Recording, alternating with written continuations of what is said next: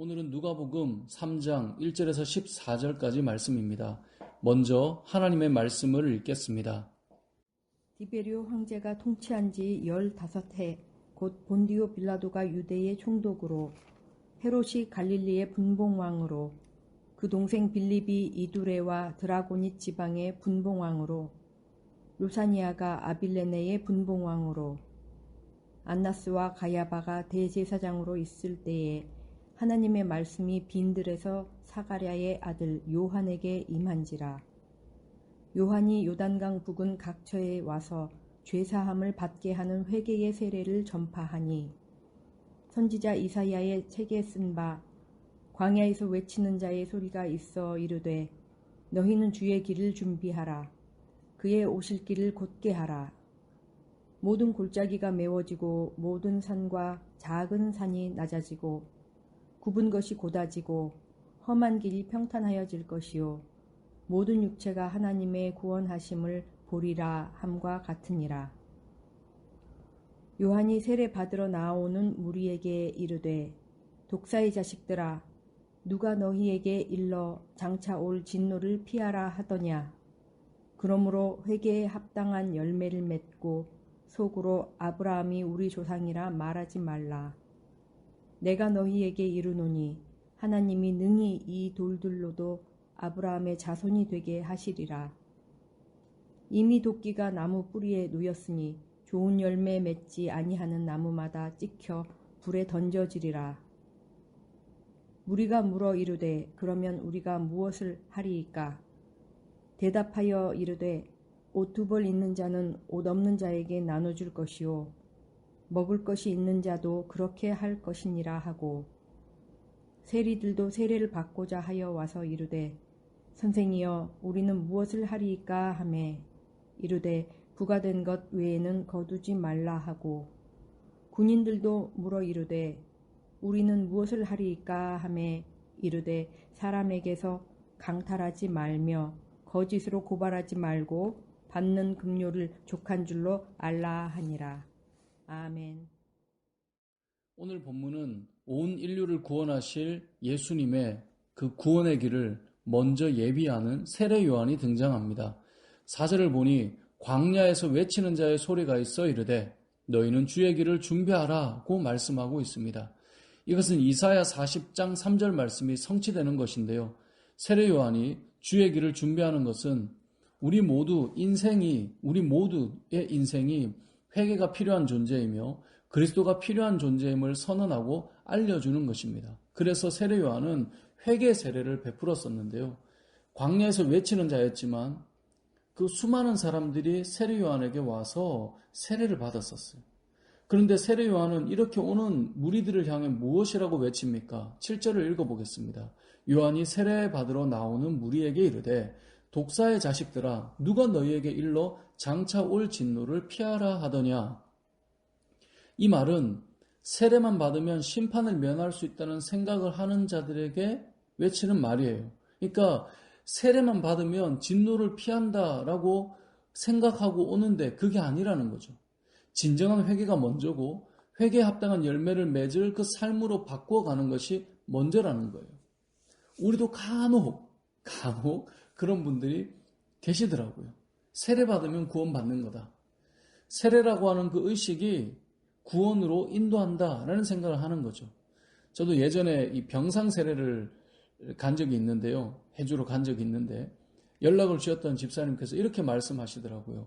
아버님에게 복음을 전하고 교회를 가자고 그렇게 전했는데 끝까지 거부하다가 지금 너무 몸이 이제 안 좋아서 누워 계시다라는 거예요. 지금은 뭐 싫습니다, 좋습니다, 어떤 할 수 있는 상태가 아니시라는 거예요. 그러니까 거부할 수 없는 상태니 와서 세례만 좀 받게 해달라는 거예요. 세례는 받아야 천국 가는 거 아니냐 이 말씀이었어요. 이제 거기에 또 세례가 무엇이고 설명하기 좀 그래서 준비를 해서 가서 복음을 전하고 세례를 주었던 기억이 있습니다. 이제 복음을 전하면 그 복음에 반응하는 것은 그 제스처를 통해서 뭐 알 수는 없지만 우리가 해야 될 몫이고 그리고 이제 세례를 주었던 기억이 있는데요. 그 생각에 무엇이 있다는 말입니까? 세례 받으면 구원받는다. 근데 우리가 알듯이 세례는 구원받은 자들이 세례를 받는 거죠. 세례를 받아서 구원받는 게 아니라, 다시요, 세례는 구원받은 자들이 세례를 받는 거예요. 하나님 앞에 죄인인 것을 깨닫고 그 죄를 하나님 앞에 고백하며 이제 죄의 삶이 아닌 하나님의 뜻을 따라 살아가겠다고 결단하고 살아가는 자들이 세례를 받는 거죠. 물론 완벽해져서 세례를 받는다는 말이 아닙니다. 그렇게 살기로 결단하고 하나님의 뜻을 따라 살아가려는 그 방향성을 가진 자들을 말하는 거예요. 결국 내가 죄인임을 고백하고 내 죄를 위해 대신 십자가에 죽으신 예수님의 은혜로 이제는 내가 죄값을 치르는 것이 아니라 주님의 십자가로 하나님의 자녀가 되었음을 믿는 자들, 고백하는 자들이 세례를 받는 겁니다. 그런데 오늘 본문도 지금 이 이야기와 같은 맥락인 거죠. 세례 받으러 많은 사람들이 몰려왔어요. 세례만 받으면 될 것처럼 오니까 누가 너희에게 세례받고 장차 올 진노를 피하라고 하더냐, 이 말을 했던 겁니다.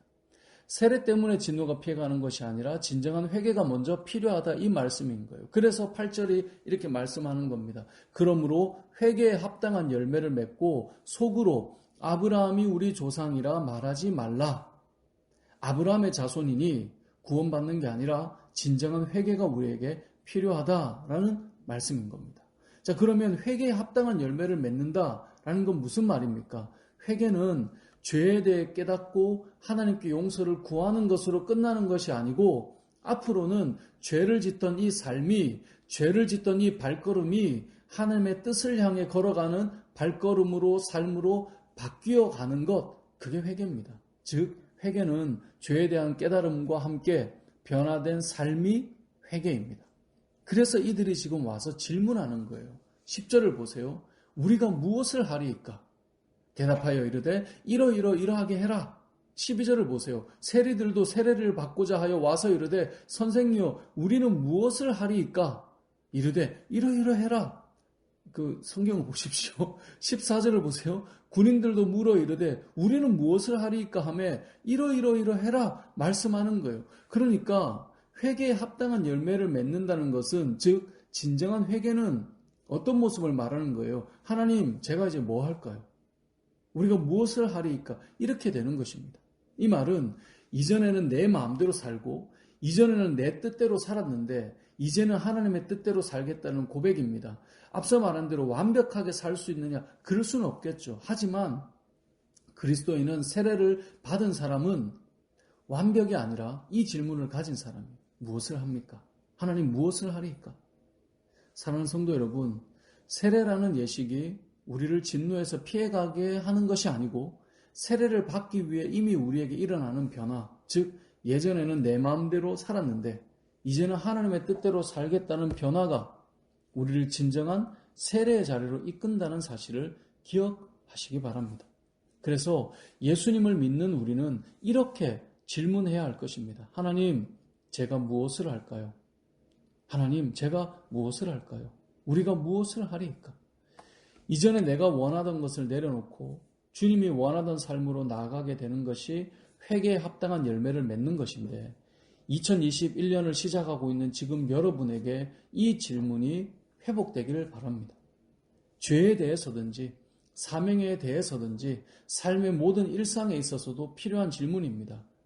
우리가 무엇을 하리이까? 이 질문 속에 여러분이 하나님의 음성을 듣고 그 말씀을 따라 2021년을 살아가는 여러분 되시길 주님의 이름으로 축복합니다. 아멘.